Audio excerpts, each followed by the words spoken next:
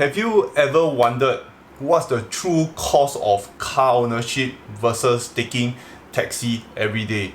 And here in Singapore, where car prices are the highest in the world, I'm going to talk about the true cost of car ownership versus taking like Grab taxi every other day. And I'm going to use the most popular car in Singapore, which is the Toyota Altis, which is $100,000 in Singapore. But you know, this $100,000 is not the true cost of the Toyota car itself, because in Singapore, when we buy a car, it includes things like COE, OMV, VES, ARF, duties and registrations, and it goes on and on. But I'm just going to minus $10,000 off the $100,000, because at the end of 10 years when you scrap your car, you actually get back $10,000 worth of paper value.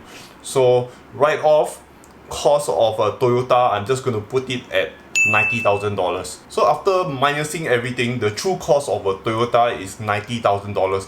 And we got to add on other costs to it. The other costs involve like interest, road tax, insurance, parking, ERP Petrol, servicing. So now I'm going to talk about interest costs.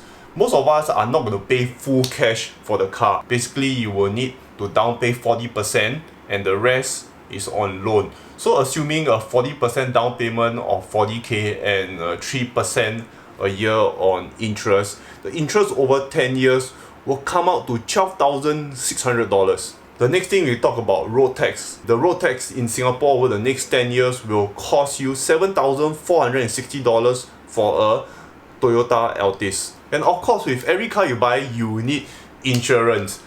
Insurance roughly costs you about $1,500 a year, depending if you are a very seasoned driver or a very new driver. A new driver will cost you in terms of like $3,000 and above, and a very seasoned driver might cost you slightly above $1,000. So I'm just going to use a very safe margin of $1,500 a year. So over 10 years, it will cost you $15,000. Next thing I'll talk about is running costs. So that includes parking, electronic road pricing that we have here in Singapore, and the third one will be petrol. So we are looking at parking. HDB parking, that means government housing parking, will cost you $110 a month just for season parking at HDB. I'm just going to assume the cost of you parking at workplace will be the same as HDB, which is pretty conservative, and that adds up to $220 a month, and you got to times that by 10 years. Next thing I'll talk about electronic road pricing in Singapore, and I'm just going to assume like $40 a month. You know, I'm really underestimating this. If you go and multiply that by 10 years, it's going to be about $4,800. Petrol.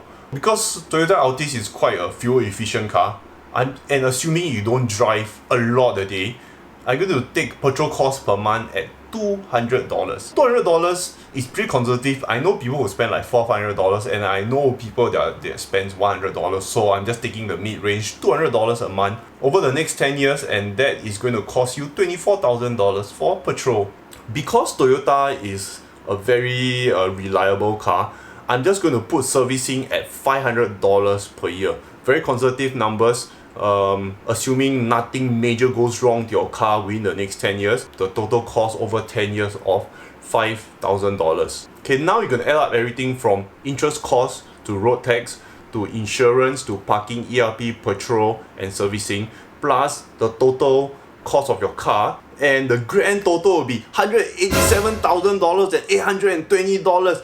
Oh my god! If you're going to divide the total cost to every day how much you're actually spending on the car, it's actually $52 a day. $52, you can take 3 to 4 Grab rides a day. Is it really worth the cost of car ownership? Unless you are a salesman that actually do a lot of driving a day, having to know all these numbers right now, would you want to buy a car here in Singapore, or would you rather take taxi every other day? Leave your comments down in the section below to let me know your thoughts. I hope you enjoyed this video and found this video useful. I really enjoy doing such videos to give you all a lot more information on the various life choices you can take. If you want to know how I life hack and take free transport here in Singapore, do comment in the section below and I'll do a part 2 to this video. Again, I hope you like this video. Subscribe to my channel and on the notification button so you will not miss any of my videos.